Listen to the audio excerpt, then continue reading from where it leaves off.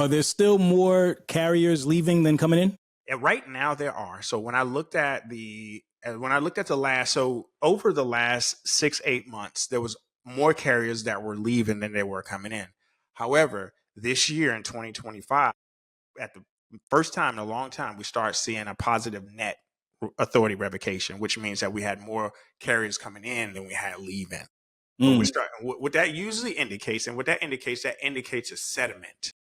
And what that sediment means is that you have people, carriers, you have owner operators, you have investors, whatever you're feeling it, that have a feeling that what, we got truck prices where they are. You can get a used truck right now, 100, anywhere between last 5, 6, 7 years, 300,000, 400,000 miles, 50 grand. So it's a lot better than it was back in 2021, 2022, when you had those same specs that was going for 100 grand. So it's half the price.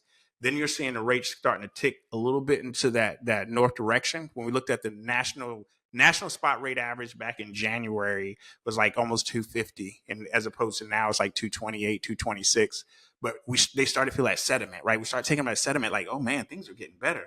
And those winter storms in that particular environment during the winter storms, and we start seeing that kind of those headwinds created a sediment, and then that sediment created like, hey, now we're going to start getting back into the play, and it's time to start opening authorities again. So yeah, so we do see more carriers leaving, but that gap is starting to close, where sometimes some months you'll have a positive net when it comes down to carriers leaving versus exiting. I mean, leaving versus entering.